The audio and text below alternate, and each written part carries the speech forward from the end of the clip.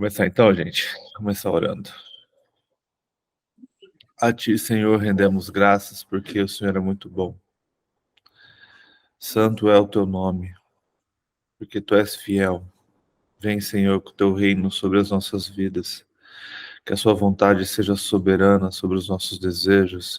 Que possamos entender tudo que o Senhor quer e tudo que o Senhor tem preparado para nós. Louvado, exaltado, engrandecido seja o teu nome, hoje e sempre, Senhor. Te peço pela vida de cada um aqui, que o Senhor venha estar abençoando. Espírito Santo, venha estar nesta manhã ministrando aos nossos corações através da tua palavra. Vem nos revelar aquilo que o Senhor tem para nós, para que possamos compreender o que foi escrito para os nossos tempos, para que a glória seja dada ao teu nome, Senhor. Nós te louvamos. Seja com a nossa nação, que o Senhor esteja derramando o teu Espírito sobre o teu povo, que haja um despertar, que haja um avivamento, que haja uma transformação, Senhor. Que possamos abrir os nossos olhos e ouvidos e começar a entender tudo o que o Senhor tem preparado e o que o Senhor está preparando para este tempo. Para que possamos louvá-lo e para que possamos ter força para continuar fazendo o que é necessário ser feito. E que tudo, Senhor, seja para a glória do teu santo nome.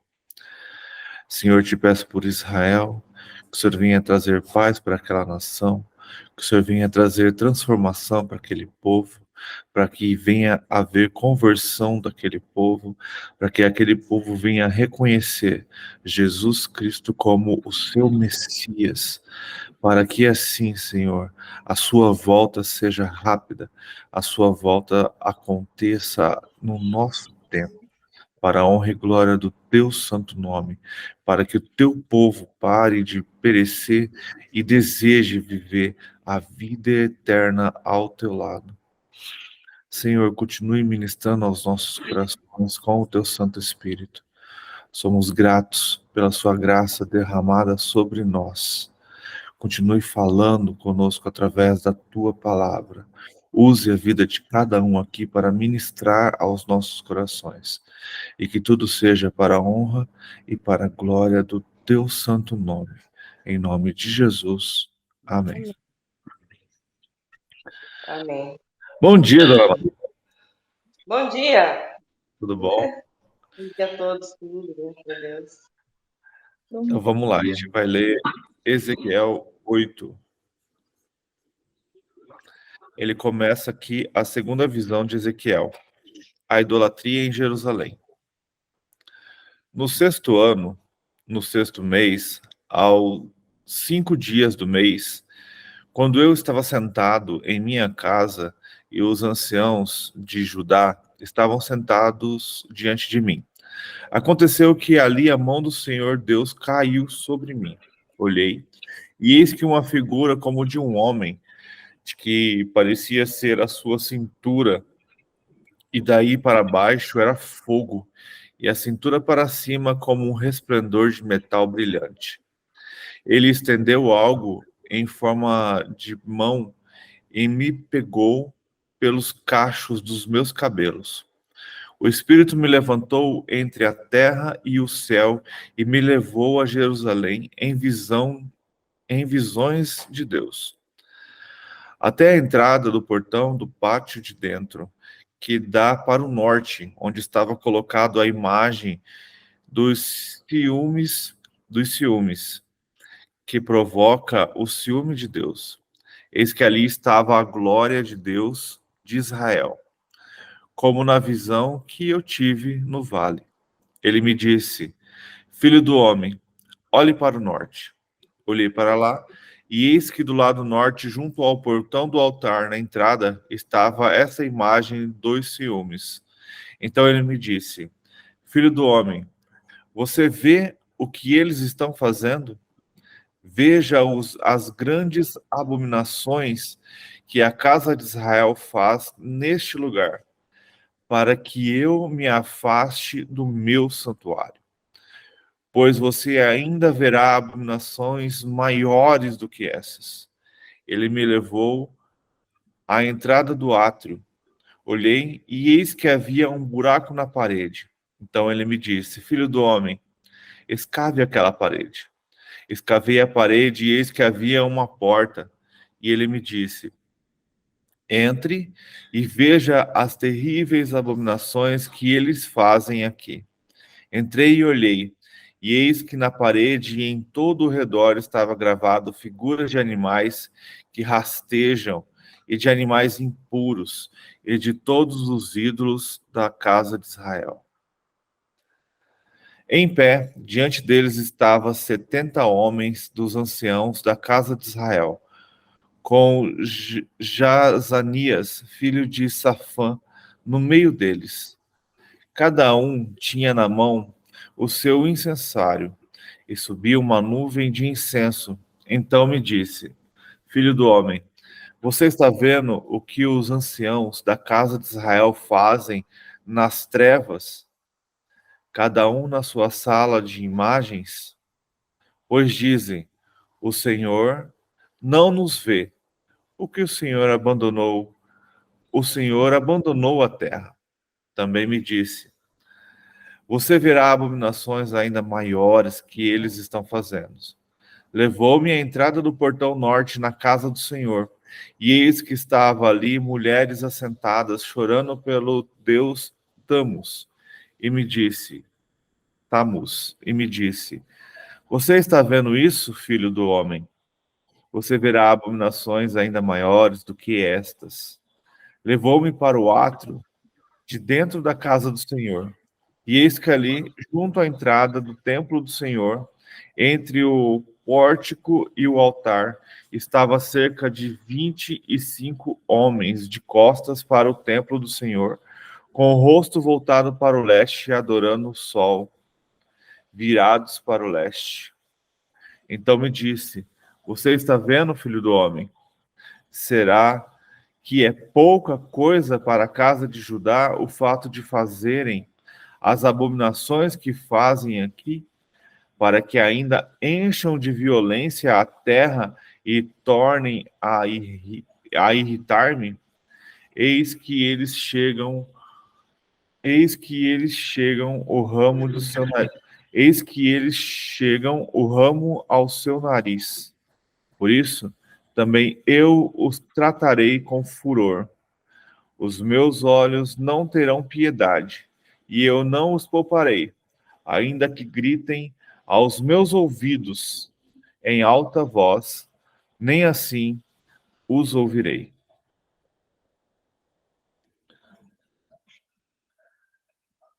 Então Deus aqui está mostrando para Daniel, ou para Daniel, para Ezequiel, coisas que estão acontecendo lá em Jerusalém. E é interessante que, se a gente parar para pensar assim, Ezequiel, eles estão presos já, eles já estão no exílio. Então poderia ser visões do que já aconteceu, porque tecnicamente Jerusalém já tinha sido destruída. Jerusalém já está, o templo já tinha sido destruído. Então Deus estava dando uma visão para Ezequiel, na verdade, das coisas que iriam acontecer. Se a gente pegar e parar para pensar em Mateus 24, se eu não me engano, acho que versículo 15, ele começa a falar sobre a abominação no templo, sobre a assolação no templo, sobre o que vai acontecer, né? E é bem interessante que ele fala assim, que ele Daniel entenda. E aí lá em Daniel ele fala também sobre isso, sobre que acontecerá que alguém entrará no templo de Jerusalém e causará coisas terríveis lá. E aí quando eu vejo isso daqui, eu vem na minha cabeça isso na hora, sabe? O quanto no fim dos tempos a ideia é que, havendo paz em Jerusalém, haverá um governo que permitirá, que conseguirá fazer com que Israel construa novamente o seu templo, que seria o terceiro templo. E neste meio, o, o anticristo, depois, quando terminasse, né, a construção desse templo, o anticristo subiria lá e ele faria essa abominação terrível, né? Ele que faria essa assolação, ele que profanaria o templo de maneiras que a gente não consegue entender, mas aqui em Ezequiel a gente consegue ver algumas coisas terríveis que são feitas no templo ou em secreto.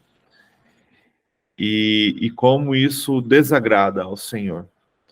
E aí, nesse momento, a gente vê o povo de Jerusalém, os israelitas, os judeus, se voltando contra este governo. E aí começa-se uma grande perseguição.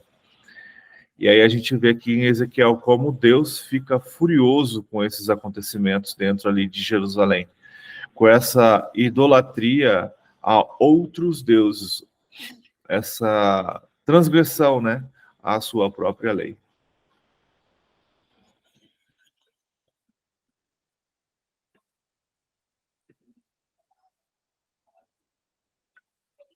Vamos para o 9?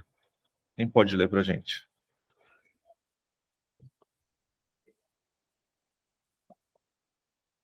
Vou ler ainda. 9. A morte do idólatras. Então ouvi clamar em alta voz: Tragam aqui os guardas da cidade, cada um com uma arma na mão. E vi seus homens que vinham da porta superior, que estava voltada para o norte, cada um com uma arma mortal na mão.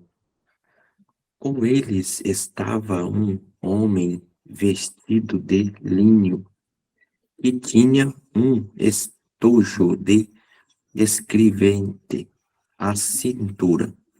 Eles entraram e se puseram ao lado do altar de bronze, e a glória do Deus de Israel levantou-se de cima do querubim, onde havia estado, e se moveu para a entrada do templo. E o Senhor chamou o homem vestido de linho e que tinha o estojo de escrevente à cintura, e lhe disse: percorra a cidade de Jerusalém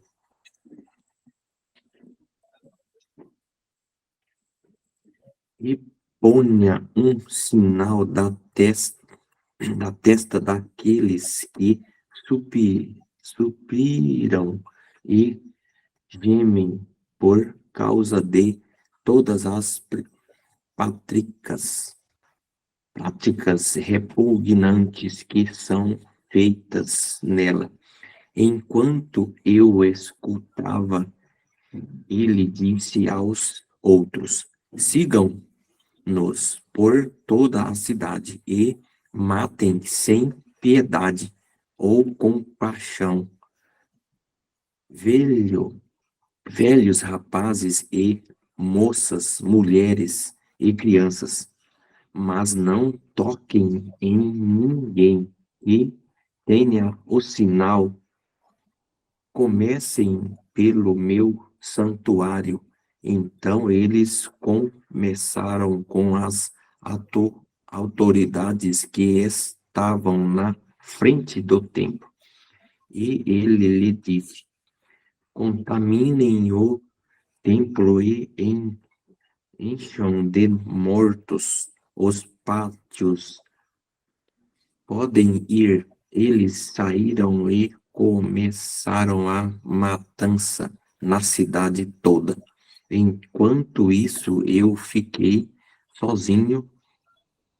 Então, prostrei-me com o rosto em terra, chamando: ah, soberano Senhor, vais destruir todo o remanescentes de Israel, lançando a tua ira sobre Jerusalém? Ele me respondeu: a iniquidade da nação de Israel é de Judá e enorme. A terra está cheia de sangue derramado e a cidade está cheia de injustiça. Eles dizem: o Senhor abandonou o país, o Senhor não nos vê. Então eu, de minha parte, não olharei para eles com piedade, nem os pouparei, mas farei cair sobre a sua cabeça o que eles têm feito. Então o homem de linho com o estojo de escrevente, a cintura voltou trazendo um relatório e disse: fiz o que me ordenaste. Esse aqui lá em, como é que chama lá no exílio? Era no exílio, Éder? Você diz o quê? Essa matança aqui, Não, Ezequiel ele está no exílio, mas o que ele está vendo aí é uma visão que Deus está dando para ele. Uhum. Então, isso que ele está vendo, se você parar e começar a analisar e pensar um pouco, é as coisas que ainda hão de acontecer e que estão acontecendo. Sim. Para pensar aqui, o que ele faz? Eu achei bem interessante aqui. No 4, ele lhe disse: passe pelo meio da cidade, pelo meio de Jerusalém, e marque com um sinal na testa daqueles que suspiram e gemem por causa de todas as abominações que se cometem no meio dela. Então, o que ele está falando aqui? Marca aqueles que não estão cometendo essa idolatria, que não estão adorando esse Deus falso. Marque aqueles que são meus. Porque aí o que faz? Por isso que a Bíblia, a gente precisa entender isso. Ela não foi feita para ler sem buscar compreensão, sem estudar, sem entender mais ou menos o que está acontecendo. Então, quando a gente vai lá em Apocalipse, que fala assim, tem uma parte lá que é criada um ser terrível, que o absinto cai e ele manda uns seres com cabeça de leão, fere como um escorpião. Ele fala assim que ele pode ferir a todos, menos aqueles que têm a marca do Senhor na sua testa. São os protegidos. São os protegidos. Isso.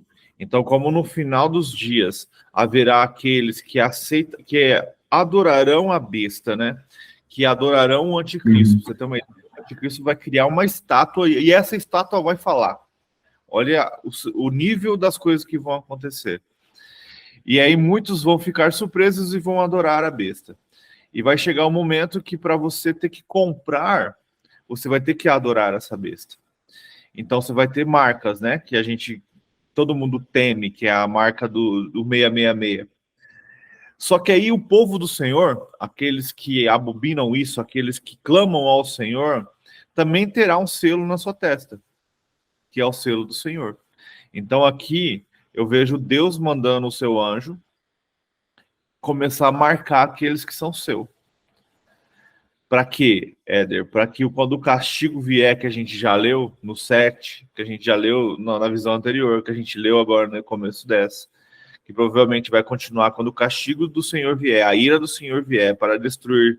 Quando ele fala ali Jerusalém, que é destruir tudo, lembra que Jerusalém é o centro de tudo que vai acontecer.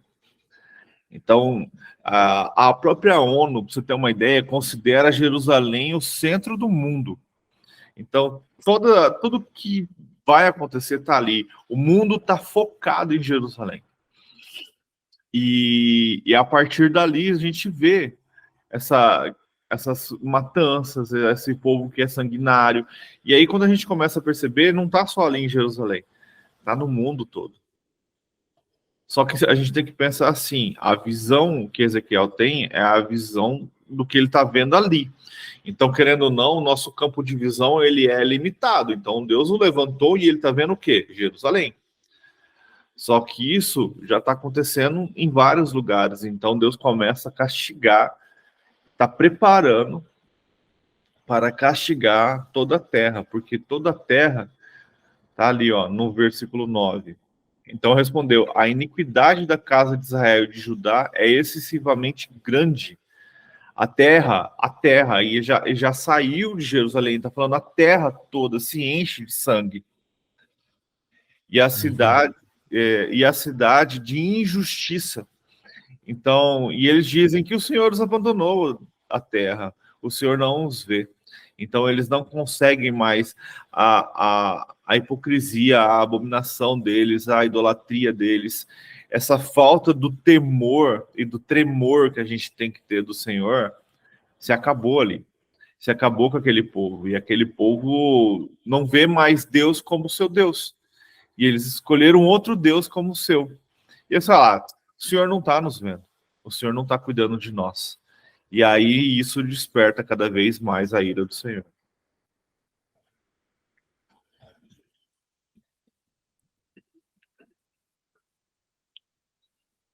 E aí a gente continua no 9, continua essa visão, né? Do anjo fazendo o que era para ser feito.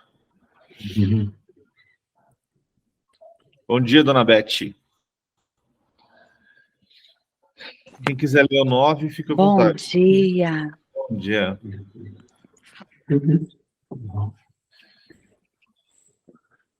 Já quiser ler o 9? Se puder. 9 não, 10, não é? Não, a gente leu o 8. É o 10? É o 10. Eu li o 9. Ó, eu surtando aqui com o meu computador. Então é o 10. Eu cliquei aqui, foi pro 10, eu falei, mas não é o 9 que a gente vai ler. Eu voltei. Eu li o 9. A visão dos querubins.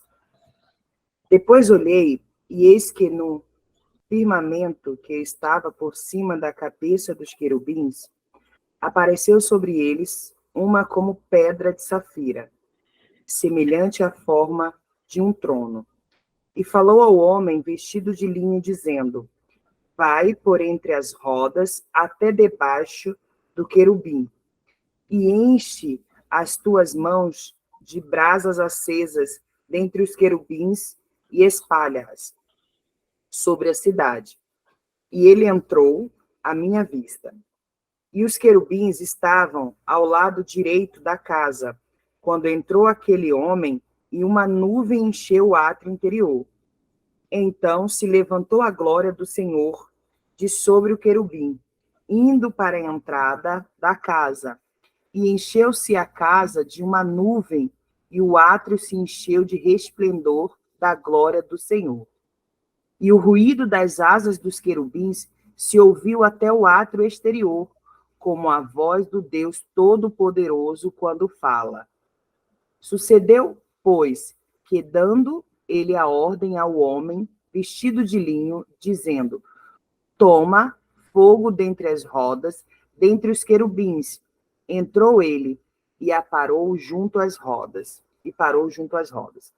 Então estendeu um querubim a sua mão dentre os querubins para o fogo que estava entre os querubins, e tomou dele e o pôs nas mãos dos que estavam vestidos de linho, o qual tomou e saiu. E apareceu nos querubins uma semelhança de mão de homem debaixo das suas asas. Então olhei, e eis que 4 rodas junto aos querubins, uma roda junto ao querubins, e a outra roda junto a outro querubim, e o aspecto das rodas era como a cor da pedra de berilo. E quanto ao seu aspecto, as 4 tinham uma mesma semelhança, como se estivesse uma roda no meio da outra roda. Andando estes, andavam para os 4 lados deles, nem se viraram quando andavam, mas para o lugar para onde olhavam a cabeça, para esse seguiam, não se viravam quando andavam. E todo o seu corpo, e as suas costas, e as suas mãos, e as suas asas, e as suas rodas, e as rodas que os 4 tinham, estavam cheias de olhos ao redor. E quanto às rodas, ouviam eu, se lhes gritavam, roda, e cada um tinha 4 rostos. Os rostos do primeiro era o rosto de querubim, e o rosto do segundo, rosto de homem, e do terceiro, rosto de leão, e do quarto, rosto de águia. E os querubins se elevaram ao alto. Estes são os mesmos seres viventes que vi junto ao rio Queber. E andando os querubins, andavam as rodas juntamente com eles. E levantando os querubins as suas asas para se levantarem de sobre a terra, também as rodas se separavam deles. Parando eles, paravam elas, e levando-se eles, elevaram-se elas, porquanto o espírito do ser vivente estava nela. Então saiu a glória do Senhor de sobre a entrada da casa e parou sobre os querubins. E os querubins alçaram as suas asas e se elevaram da terra aos meus olhos quando saíram, e as rodas os acompanhavam, e cada um parou à entrada da porta oriental, da casa do Senhor. E a glória do Deus de Israel estava em cima por sobre eles. Estes são os seres viventes que vi debaixo do Deus de Israel, junto ao rio Queber, e conheci que eram querubins. Cada um tinha 4 rostos, e cada um 4 asas, a semelhança das mãos de homens debaixo das suas asas. E a semelhança dos seus rostos era a dos rostos que eu tinha visto junto ao rio Queber. O aspecto deles, e eles mesmos, cada um andava para diante do seu rosto.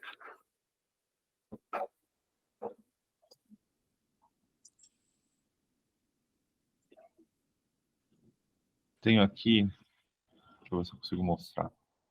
Acho muito massa essa imagem, para a gente ter uma ideia do que é. É uma coisa tão grande que às vezes a gente não consegue nem imaginar. A visão do querubim, a visão... Tecnicamente, a gente pode pensar que isso aqui também, essa roda também é como se fosse um ser celestial, com olhos que vê tudo também, são seres que estão muito perto do trono de Deus. E a gente vê Ezequiel tendo essa visão, né, de novo, desses 4 seres, e que eles, por algum motivo, eles vão lá e pegam o fogo do altar do Senhor. E como eu dei um estudo de Apocalipse, está muito claro na minha mente, tem um momento que o fogo do altar do Senhor serve para queimar o incenso que o Senhor lançará sobre toda a terra. E a gente está estudando aqui, está vendo castigo. A gente está vendo coisas que o Senhor está preparando e vai fazer na terra. Quer esquentar para mim aquele... Eu não posso agora, estou escutando a Bíblia. Entende? Então, precisamos nos atentar a isso.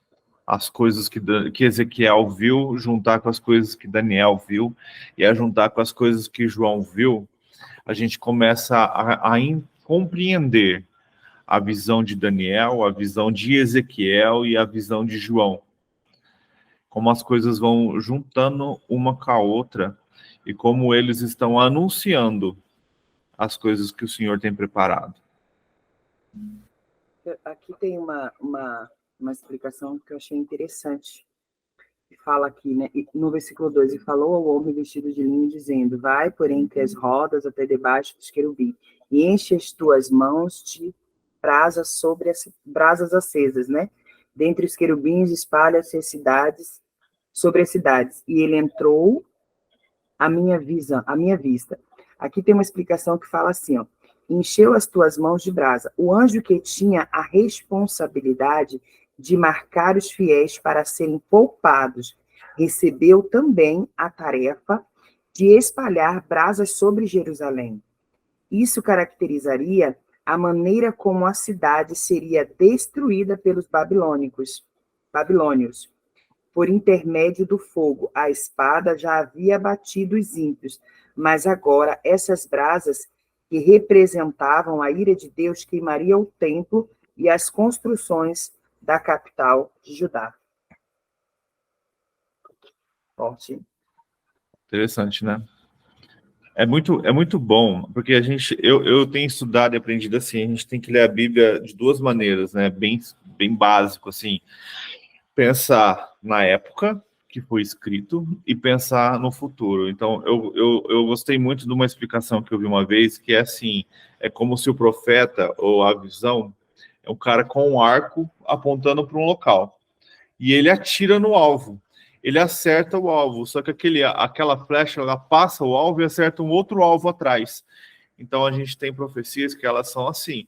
Ela é para aquele tempo, ela acerta o alvo. Então, a gente sabe que Jerusalém foi destruída com fogo, como a Neide acabou de ler. E só que ela passa também para o futuro, porque a gente sabe que isso também vai acontecer no futuro. Porque a gente tem lá em Apocalipse 16, antes da volta do Messias, uma saraivada de fogo que acontecerá sobre toda a terra. E quem será livre de tudo isso? Aqueles que têm a marca que o Senhor colocou sobre a testa deles.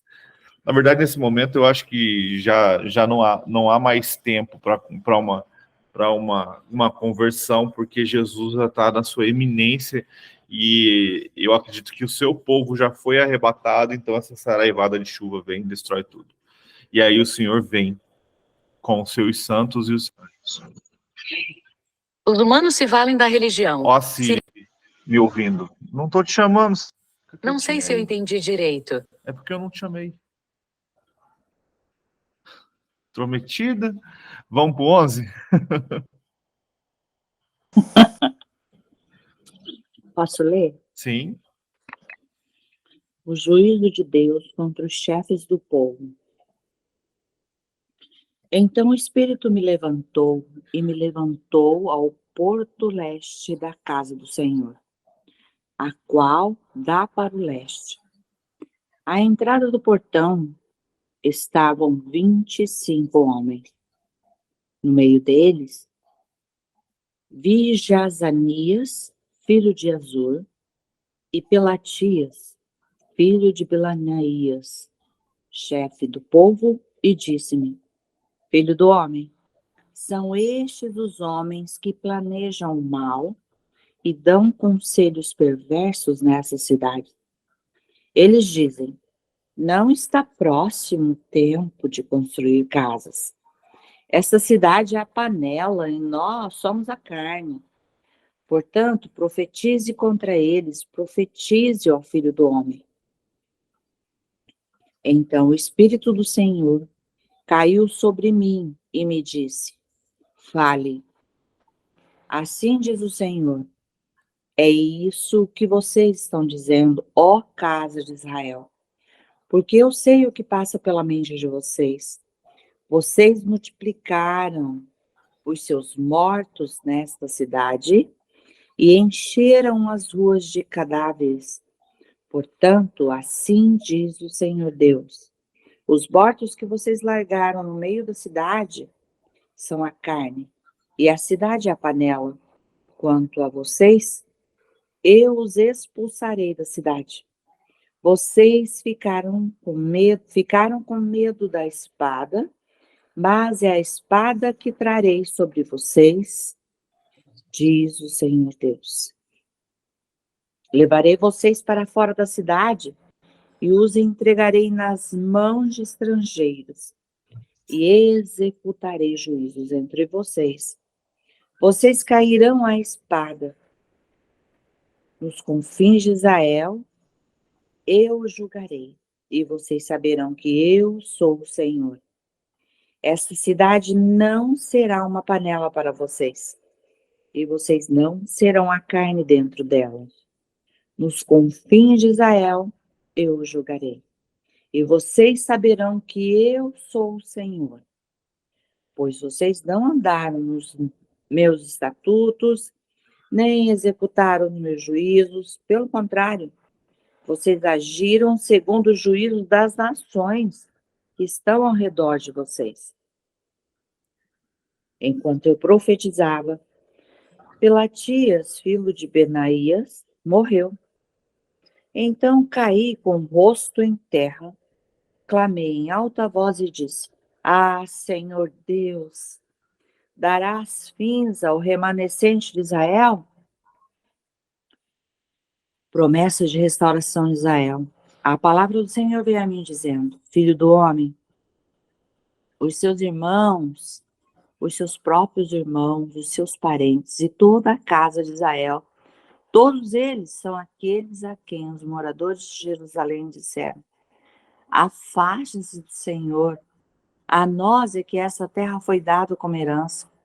Portanto, diga: assim diz o Senhor Deus, embora eu os tenha expulsado para o meio das nações, e embora eu os tenha espalhado por todas as terras, e eu lhes servirei de santuário por um pouco de tempo nas terras para onde foram.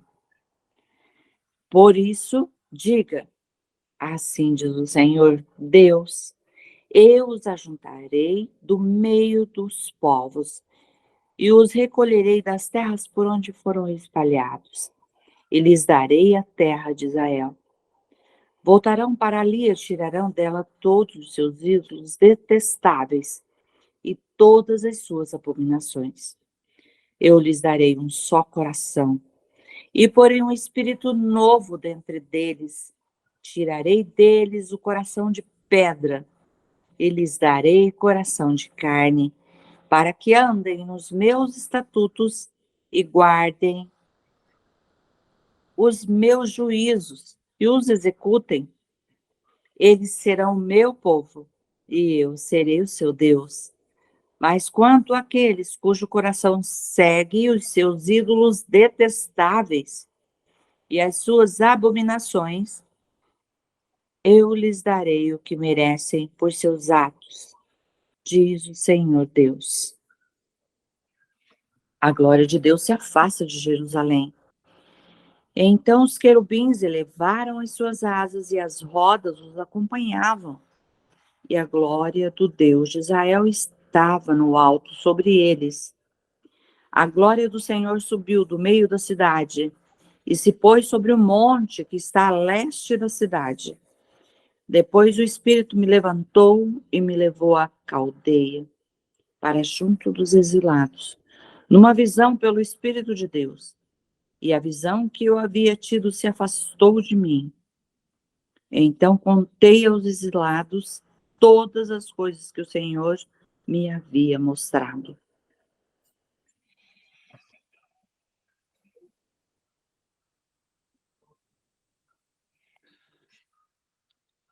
Aqui a gente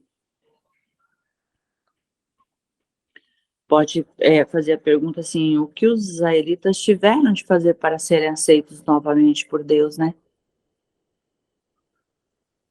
E nós? O que nós temos que fazer para ser aceito por Deus?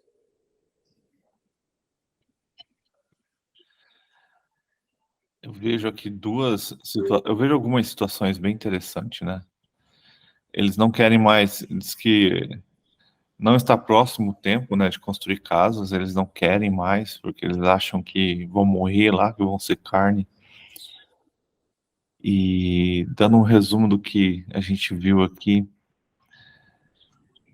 é bem interessante você pensar no que eu tinha acabado de falar, sabe, sobre lançar aqui e lançar lá na frente. Se a gente parar para pensar ali, Jerusalém, o povo de Israel, depois da destruição do templo no ano 70, eles foram espalhados pela terra. Israel perdeu sua terra. E aí a gente vê aqui Ezequiel falando sobre isso, né? Sobre eles serem espalhados. mas que um dia o Senhor os juntaria e traria-os de volta e ele seria o seu Deus. Então eu vejo duas coisas aqui. Isso que aconteceu nos anos 70, em 1948 aconteceu que Jerusalém foi dada de volta aos judeus. Então eles tomaram de volta a sua terra, eles voltaram dos seus campos e ali assumiram de novo Jerusalém. E ali, tecnicamente, da maneira deles, eles voltaram a adorar a Deus. Mesmo com as suas complicações que tem até hoje, né? E aí eu vejo também, quando ele fala, aqui ó, no 16, no finalzinho do 16.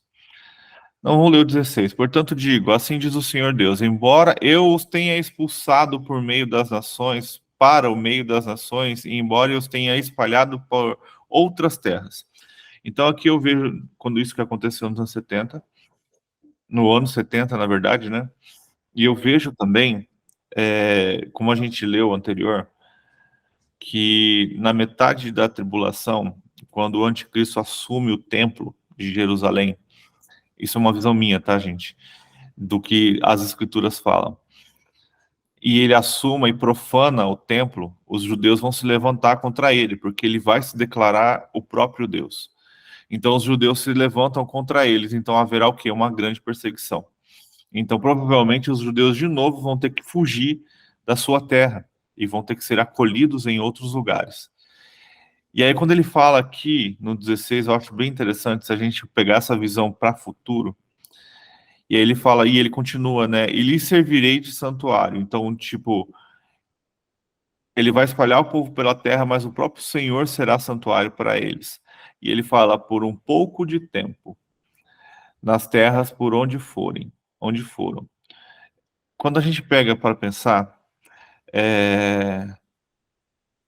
lá em Jerusalém, lá em Apocalipse, em Daniel também, eles falam sobre tempo, tempos e um pouco de tempo. Olha que massa isso. Tempo, tempos e um pouco de tempo. Isso a gente consegue somar 3 anos e meio. Então, a gente tá vendo ali já o final de toda essa história, quando ele fala pouco de tempo, que pode ser metade de um ciclo, onde eles realmente terão que fugir, porque não tem mais como ficar lá, e o Senhor lhe será santuário para que depois, então, eles voltem para Jerusalém, e aí sim, aí ele continua no 17. Mas que computador chato, para de me ouvir. Aí sim ele fala assim, por isso diga, assim diz o Senhor, eu os ajuntei... Não encontrei isso na biblioteca do app. Por isso diga, assim diz o Senhor Deus, eu os ajuntarei do meio dos povos, e os recolherei das terras por onde foram espalhados, e lhes darei a terra de Israel. Então a gente consegue ver isso também acontecendo em 1948, e eu consigo ver isso também acontecendo no futuro, quando aí o Messias volta e lhes dá de novo a terra. Voltarão para ali e tirarão dela todos os seus ídolos, detestáveis e toda a sua abominação. E lhes darei um só coração, e porarei o espírito novo dentro deles. Então isso eu já vejo lá na frente. Quando o Messias virá, ele lhes dará tudo isso. E terei deles o coração, e tirarei deles o coração de pedra, e lhes darei um coração de carne, para que andem nos meus estatutos e guardem os meus juízos e os executem. E eles serão o meu povo, e eu serei o seu Deus.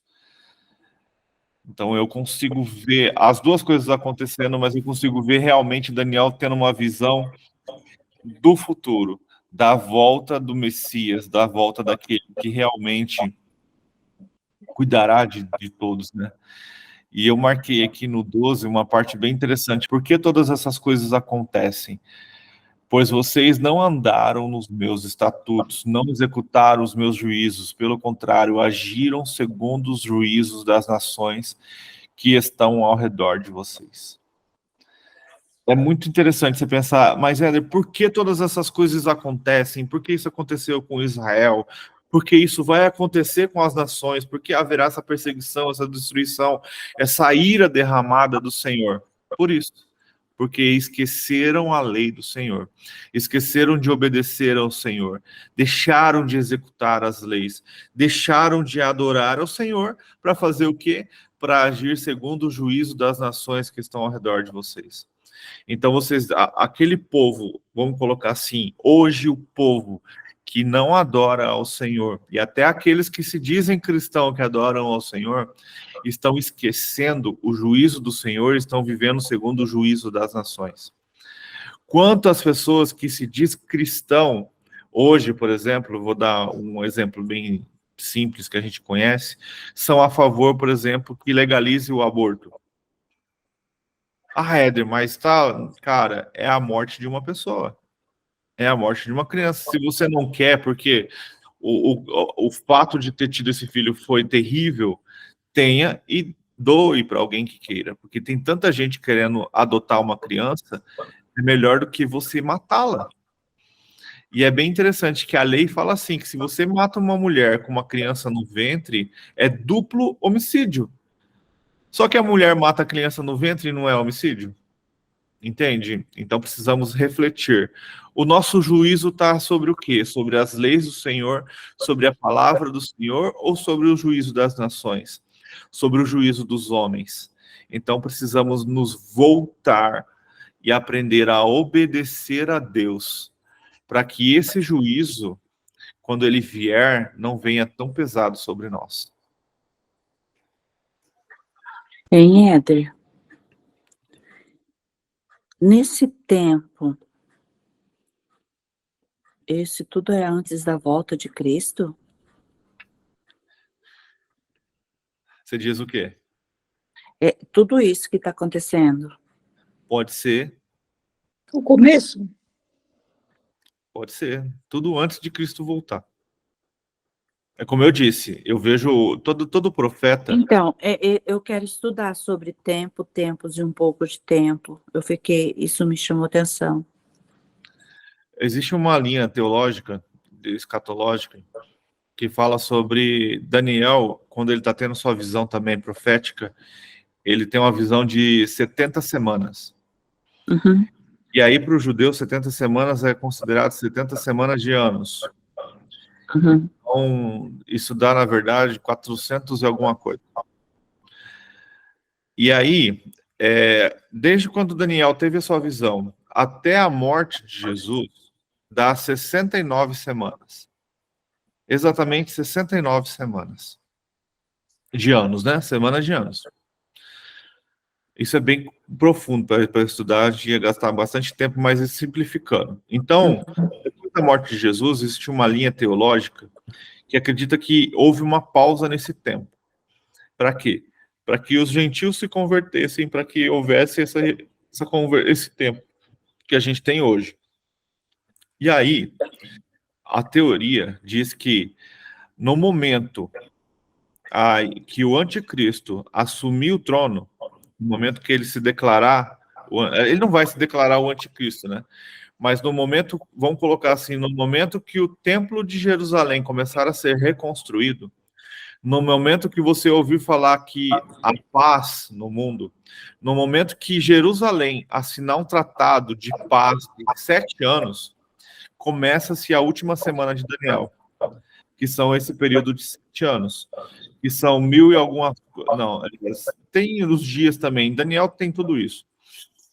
E aí, nesse período, há também que em Apocalipse fala de que... Daniel complementa Ezequiel ou ele é melhor ser lido anterior? Não, Daniel é depois de Ezequiel. Então, Daniel, ele usa Ezequiel para dar alguns exemplos de algumas coisas.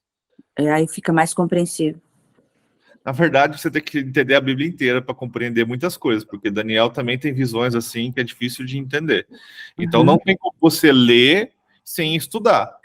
Então, para nós hoje, o que é muito mais prático? Você ler e buscar quem já estudou. Sim, sim. E aí você busca referência de um, nunca busque referência de um só, busca referência de um, de outro, de outro. Então, lá em Apocalipse está assim, tempo, tempos, tempos e metade de um tempo. Então, a gente é considerado, então, 3 anos e meio. O que é esses 3 anos e meio? Tempos e metade de um tempo. Nesse período, nessa metade disso daí, é quando vai acontecer a assolação abominadora, que é quando, teologicamente, acredita-se que o anticristo entrará no templo e ele se declarará Deus. E lá ele fará, aí isso está em Daniel, ele falará um sacrifício abominável para os judeus, vamos dizer assim. Ele vai profanar o templo. Pô, eles levaram séculos para construir um templo. Aí é liberado para que eles construam um templo. E eles constroem um templo e faz o sacrifício nesse templo. E aí vem um cara que tecnicamente é o cara que ajudou eles a construir esse templo, porque foi ele que trouxe a paz para que o templo fosse construído, sobe lá, senta no trono e se declara Deus. E faz ofertas que não tem a ver com a oferta do judeu. Por exemplo, a gente tem nos apócrifos que existe depois de Malaquias, depois de Crônicas ali, dentro da história judaica, existe a história de um rei grego que entrou no templo de Jerusalém e sacrificou porcos lá dentro. Então isso para o judeu é terrível. O judeu acha porco um animal nojento. Então, isso, e aí Daniel fala que o que vai acontecer no futuro vai ser pior do que aconteceu ali. Então você imagina que tipo de profanação o anticristo vai fazer dentro do templo de Jerusalém. E aí nesse momento, quem não vai ser essa é a palavra. Escatologia. Escatológico. Escatologicamente falando, nesse tempo é o momento que começa realmente a grande perseguição, que a gente pode chamar de grande tribulação, se a gente dividir a tribulação em 2 partes, que haverá uma grande perseguição. Por quê? Porque nesse momento, até então, havia uma falsa paz. Então, mas aí nesse momento a igreja não está mais aqui? A noiva? Então, aí você me fez 2 perguntas. Tá? Eu posso te dizer sim, posso te dizer não. Aí vai da sua linha de interpretação de como será o arrebatamento. Se ele vai ser pré, se ele vai ser meso ou se ele vai ser pós. Se você for pré-tribulacionista, a igreja não vai mais estar. Só que, tecnicamente, para quem é pré-tribulacionista, ele acredita que nesse período também haverá conversões. Haverá conversões. Também haverá cristão nesse período, entendeu? Eu penso que serão os desviados. Aí quem é meso também é nesse período, quem é meso-tribulacionista é nesse período, quando o anticristo se declara o Deus, ali também a igreja será arrebatada, que é quando começará a grande tribulação. E quem é pós-tribulacionista acredita que nesse período a igreja terá uma grande missão, que é acolher esse povo judeu e levar a palavra, a mensagem do evangelho para eles. Então tem todas essas visões. Aí quando você me pergunta da noiva, a gente já discutiu sobre isso. Para mim, a noiva é Jerusalém. Se você pega lá Apocalipse 22, tem uma passagem que João fala assim, que o anjo fala para João assim: eis que vem a noiva. E ele está falando sobre a cidade santa. Então, são visões, são teorias, mas é secundário, tá? Então, a gente precisa pensar assim, é aquilo que eu já sempre falei. Pré, meso ou pós, não importa, precisamos estar preparados. Porque se formos arrebatados, cara, que massa, a gente não vai passar por isso, mas e se não formos? Então precisamos estar prontos, precisamos estar preparados. Essa é a minha visão hoje. Não importa qual situação, se a igreja vai estar ou não, precisamos estar prontos, tá? Então, nesse período de 3 anos e meio, nessa metade do tempo, né, que a gente está vendo aqui, acontecerá... Como que você conseguiu somar 6 anos e meio? É 3 anos, né? Eu consegui somar 7, metade dá 3 anos e meio. Tempos e metade de um tempo. Isso eu estou lá em Apocalipse. Entendi. Eu estou falando aqui que ele fala assim, que por pouco tempo. Então, eu posso considerar metade de um tempo. que é quando haverá esse espalhamento do povo judeu. Uhum. Então, eu tô ligando várias coisas numa só. Eu não estou só lendo Ezequiel, como eu também não estou só lendo Daniel, nem só lendo Apocalipse. Eu estou juntando os três e fazendo uma visão do que Ezequiel teve. Conseguiu entender agora? Entendi. Por quê? Porque o povo será espalhado. Porque pensa, Deus fala aqui no final, deixa eu ver se eu acho aqui que ele fala assim, então eles serão o meu povo e eu serei o seu Deus, ali no 20.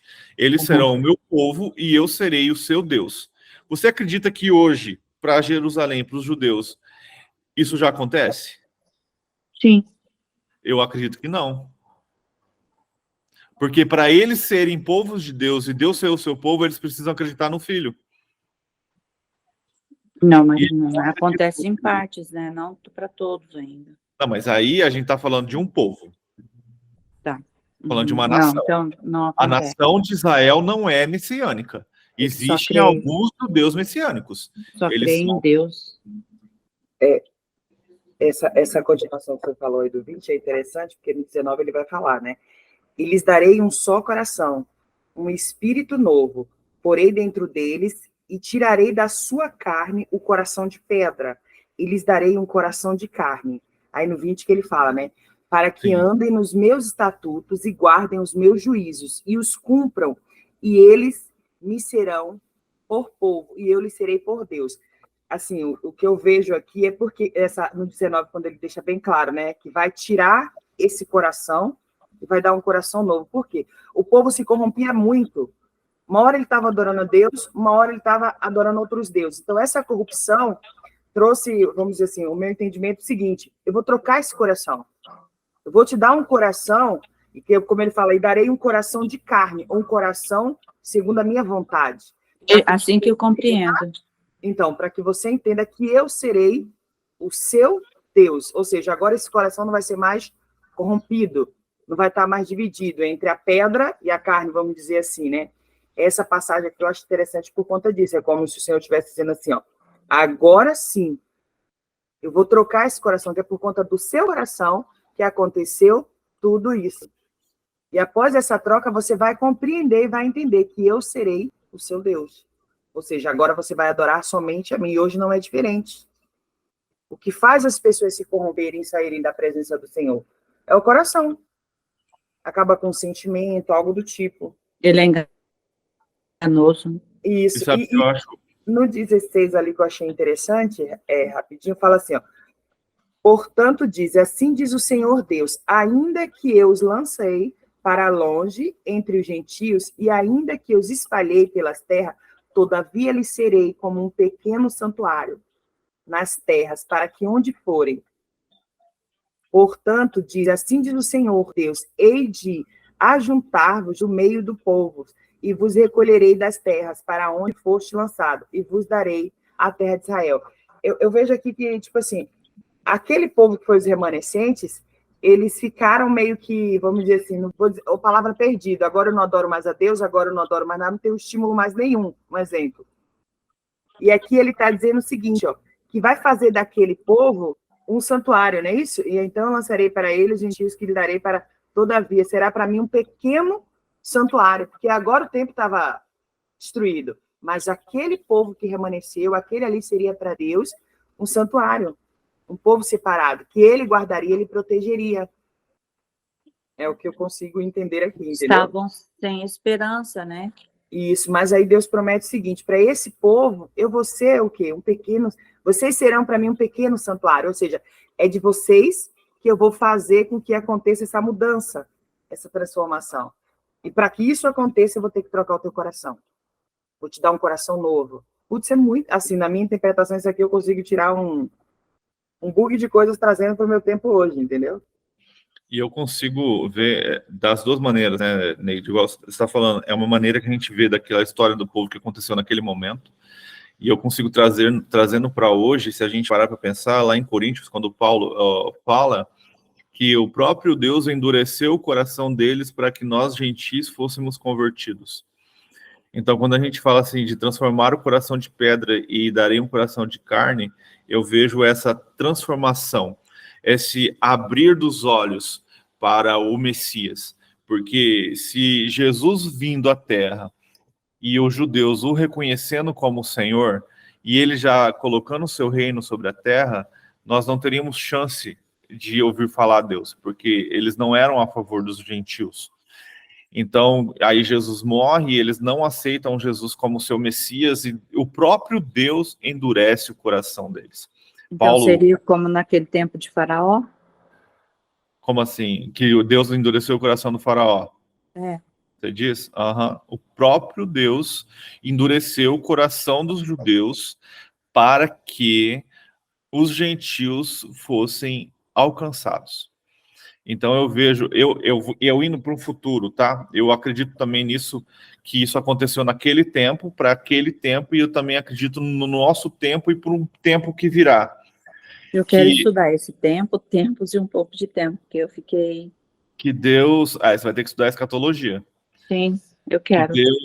Que Deus transformou o coração do judeu em pedra e ele vai dar de novo um coração de carne. E aí é onde cumprirá tudo isso, né? Onde o judeu vai entender o que é a ordem do Senhor, quais são realmente seus estatutos, seu juízo, e começar a executar. E eu vejo quando começar a executar, é começar a vivê-lo, né? Porque eles vivem um juízo que não tem a ver com o juízo do Senhor. Apesar de eu ver muitos judeus viverem muito mais perto de Deus do que muito cristão. Eles se entregarem. O que falta neles é a compreensão do Messias. Que eles acabam idolatrando a vinda de um Messias que não virá. Porque já veio. Então, e quando vir, virá de outra forma. Então, eu vejo que é por isso que muitos judeus serão enganados pelo anticristo, porque eles estão esperando o Messias. Tem judeu hoje que acredita fielmente, olha, isso é palavras deles, tá? Que ano que vem, na Páscoa do ano que vem, eles vão fazer o seu sacrifício. Que eles não fazem desde a década de 70. Porque a expiação do pecado é necessário ser feito dentro do templo. Então, tem judeu acreditando que na Páscoa do ano que vem eles vão fazer a expiação pelos pecados. O novilho já está separado, os sacerdotes já estão separados. Porque eles estavam somando os anos? Deve ser, Não, né? porque eles estão esperando, eles estão ansiando pelo Messias. Uhum. Eu mandei um vídeo no grupo lá do Rafael Bittencourt, que ele fala eu não consegui ver. Que ele fala sobre isso, que já tem sacerdotes que não nasceram em hospitais, que eles nasceram em casa, igual era antigamente. Que são, qual que é a palavra? Aquilo que Sansão era, que são nazireu, que são santificados, assim como Samuel. E já existe, então, esses sacerdotes já estão prontos. Os novilhos vermelhos, sem mancha nenhuma, estão prontos. Então, os judeus, Israel está pronto para o terceiro templo. E a gente está aqui, não, Jesus vai demorar mais uns 2000 anos para voltar. Misericórdia. Eles não acreditam nisso, eles estão prontos para a volta do Messias, para a vinda do Messias para eles, no caso, né? E aí, quando o anticristo assumir, ele vai enganar a todos, porque ele vai parecer esse Messias. Ele vai parecer o Cristo que eles tanto esperam. Só que quando ele profanar o templo, eles vão perceber que não é o que eles estavam imaginando. Nossa, então eles vão passar por um período ainda de crença, Tá por um perrengue. para depois cair em si. A gente vai ver aqui em Ezequiel, lá no final de Ezequiel, se eu não me engano, tem a construção do terceiro templo. E aí a gente pode falar assim, que pode ser agora, como pode ser no milênio, né? Essa construção do terceiro templo, porque fala de um rei que governará sobre esse templo. E os reis irão nesse templo e o adorarão. Então a gente pode considerar também, no milênio, Jesus governando sobre esse templo, que seria o terceiro templo. E aí só depois do fim do milênio, sim, que veria a nova Jerusalém. Que aí seria a casa realmente do Senhor. Mas isso é estudo para muito caminho, a gente já são, olha, 6h15 já. Vamos finalizar. E já foi o dia, já foi nossa leitura, foi muito boa, a gente produziu bastante. E o resumo de tudo isso para mim é: precisamos estar preparados. Como o próprio Senhor falou, precisamos estar vigilantes, atento aos sinais do Senhor, atento à leitura, tentar interpretar essas visões muito loucas de Daniel, parar com aquela nossa visãozinha de anjinho com a asinha tocando a harpa. Você vê que os anjos não tem nada a ver com isso, são anjos colossais, que o som das asas, o Ezequiel deixou bem claro que o som do mover das asas deles era igual à voz do Senhor. E quando a gente busca sobre a voz do Senhor em Moisés, como o som de trovões. Então você imagina como era o som dessas asas na hora que eles se moviam. Então precisamos ter uma visão real do que o Senhor realmente é, para que possamos compreender essas visões e compreender o tempo que a gente está. Fechou, gente? Ô, Neide, você pode orar pela gente, por favor? Posso sim.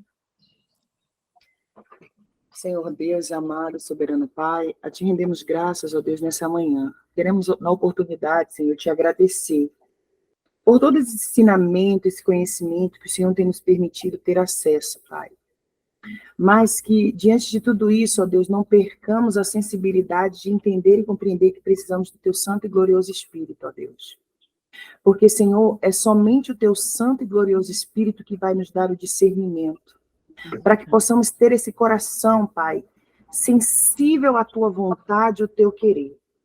Senhor, eu te peço que nesse dia hoje o Senhor derrame uma porção dobrada da Tua presença sobre todos nós.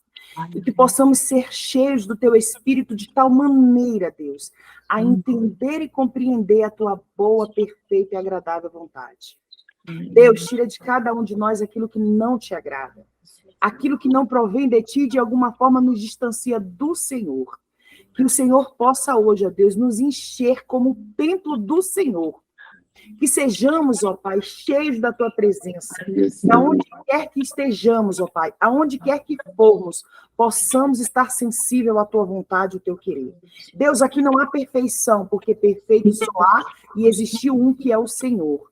Mas buscamos todos os dias a comunhão com o Teu Espírito, que nos dá discernimento, que nos dá sabedoria, para que possamos vencer as tribulações e os dias maus, porque sabemos que Ele virá. A Tua palavra nos mostra isso, ó Deus. Mas se tivermos o entendimento, assim bem como comunhão com o Teu Espírito, ó Deus, nada nem ninguém nos parará, porque sabemos em quem estamos alicerçados, sabemos em quem temos crido, e sabemos, acima de tudo, ó Deus, a quem temos servido. E não temos servido a homem nem a placa, porque a placa, Jesus, ela passa, o homem é falho, mas o Senhor Espírito Santo é o único que é fiel, verdadeiro, e estando alicerçado no Senhor, nada nem ninguém vai nos derrubar. Então, hoje, Pai, que venhamos ser revestidos de um espírito novo e inabalável, que possamos ter visão espiritual das coisas, e aonde, Deus, Satanás tem plantado uma raiz, ali o Senhor, neste momento, venha, ó Deus, dissipar, venha fazer cair por terra, em nome de Jesus. Eu te agradeço por essa manhã, eu te agradeço por essa comunhão, eu te agradeço por cada pessoa aqui presente, e por aquelas, ó Deus, que ainda vão ouvir esta oração, ou vão ouvir esse ensinamento, Deus, que o Senhor fale aos corações, assim como tem falado no meu e de todos aqui. É isso, ó Pai, que eu te peço, e em nome de Jesus, eu agradeço por mais esse dia. Temos esse milagre, o dia de hoje, para desfrutar. Em nome de Jesus, amém.